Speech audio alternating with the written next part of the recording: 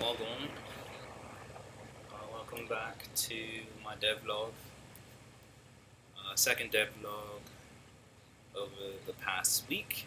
Um, there were three things that I ran into over this week that took a lot of my focus. So I'm gonna share that with you now. The first being, sorry about that. The first being I installed room transitions. So, and this took, for whatever reason, it took majority of my week just to input this stuff. But as you can see, we can now walk from one room to the next room. And the second room in the game so far is another hangar where enemies will first spawn. That first room is not supposed to be enemies. In this room is where the enemies start to show up. Or you pick up your weapon for the first time, whatever. But yeah, the third room has not been put in just yet. So if we go that way, we just fall off the map. But I'm still working on the coding for these room transitions. As you can see, it's about to get very janky, and we're about to respawn in the previous room that we just exited. So here we go, and there you go, facing the right direction and everything. But as we transition from room to room, it goes by the default spawn of the character that we placed in there. So that's what I have to change. Unfortunately, that took majority of my week to code, which sucked because it's a very, when you look at the code, it's so simple. it's so embarrassingly simple. Look at this. This is all it was. As you can see, I did 3 other versions of trying to figure out how to make the screen transition, and the second to shortest version of it was the correct one, which I recently found out, so I implemented it. I was trying to figure out a system to make it where I can do it based off of the room names. So right now I just have two. Right now I just have 2 rooms. Room 1, room 2 of the grass site. And there'll be more, but I was trying to figure out a way to make it where I can just run into a doorway, and the doorway automatically knows, like the doorway can be individually scripted or positioned in a way where it knows to go to the next room. And as such, it was just as simple as putting in that code, and then all I'll have to do is just name the room, and then it'll go to the room. So hard part's done. Now I just have to figure out how to keep the characters' positioning, more astute and appropriate. But outside of that, this week I also I ran into an issue with scaling. So as you saw, the room that we were just in, which was the cast hangar room, the cast are the name of all the mechas in the game are considered cast, except for our main character's cast, which is called an arduous cast. So, but all the casts in the game have the same height for the most part, including our main character shares the same height with most of the enemies in the game. And they started off in those first 2 rooms that I just showed you, and as you saw, those rooms are huge. Like, we can jump in that room as the mech and still not touch the ceiling. So I got a little concerned with the size of this starship that our character starts in, and I'm going to stick with the size that it is, but everything else I need to pay super particular attention to as far as its scaling, because our mech is supposed to be about 40 feet tall. Gundams are about 60 feet tall, so I wanted to, shave off a little bit from that, because I do want, I do want the main character mech and the other mechs in the game to be able to, hide behind buildings and things like that and not be seen. So we can have elements of surprise or whatever. But in making it 40 feet tall, that makes the starship gigantic. And I did want to have a lot of these starships in them, in the game, flying every now and then.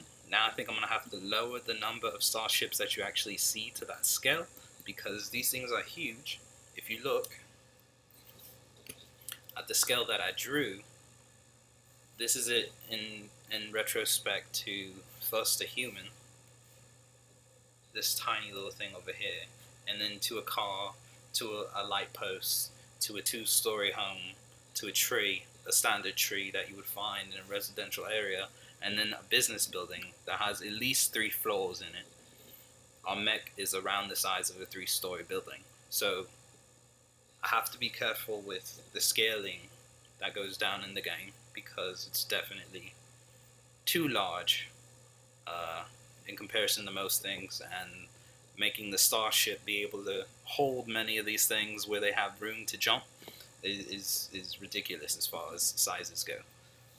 Outside of that, also this week I worked on a few mech designs. A good amount of these are kind of old to me. The only thing that's truly new are pretty much these. Are the only new additions. Everything else I already had prior. But these will be the default enemies. As I said in the last video, the previous enemy looked too much like our main character's mech, which is here at the very top. So I had to change that. I also wanted to know what they look like from a portrait perspective, so I drew that in, and I've been messing around with that, and I got a little lost in it. I wanted to make the main character mech, as you progress through the game, I wanted it to kind of have reactions like, or a transformation reaction, much like the Gundam Unicorn does. And in this take of me messing around with it, I just wanted to make it where, in its original design, it doesn't really have too much of a face.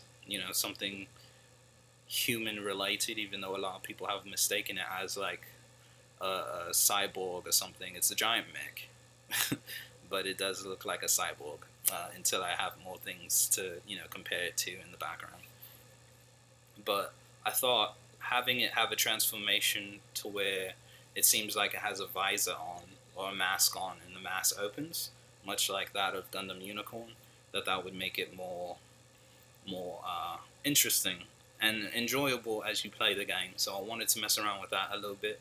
So some of my time went to designing around that. I only did really one design, and then just messed around with the face in the second one. I wanted it to look, so the name of the main character's mech is labeled Shinigami, which is Death God. And so I wanted it to have kind of a demonic, or demonic, oni, evil kind of devilish appearance to it.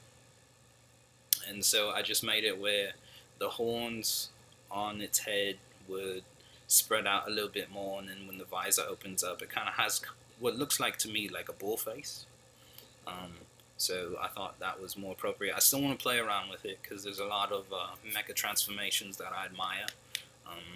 So I still want to reference a few of those and mess around with it, and I'll do that later in the week.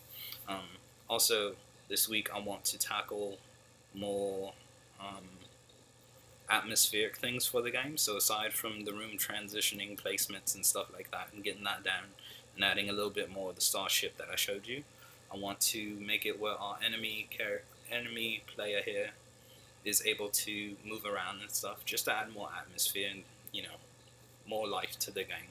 So I'll be working on its AI. I'll try to add in an attack sequence for it, as well as a death sequence and a hit sequence, and of course a walk cycle for it.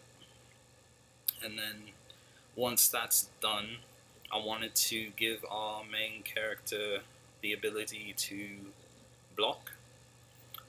And of course, if I do that, I also have to make a hit animation so you can know when you've taken damage, and then of course a death sequence. So there's at least 7 different animation sequences that I have to create and then program into the game, and that's what I'll be doing this week. Hopefully I can finish all of it, and then get more into other enemies in the game that will attack you before we get to the second area as we exit the starship that I created. So far that's what I've done for the week. I'll try to stick to everything else that I have on my plate that I just shared with you. And then next week, I'd like to try to see what I can get done up until Friday. It's Monday morning right now. But I want to start posting these every Friday. That way people can watch it on Friday and, you know, the remainder of the weekend instead of waiting for a work day like Monday when I'm posting this. So a Monday or Sunday when people get to see it. So I'm going to aim for Friday to post this. It'll either be a Friday or a Saturday for everyone else's time. But for me, I'll try to post it on sometime during a Friday, and I'll go on from there like that. So thank you for listening again. DevLog 2, still having audio issues, unfortunately, and recording issues. QuickTime is not the best, but it's what I have so far, and hopefully I can get all this stuff down before the end of the month to make it a little bit more entertaining. But until then, I'll see you next time.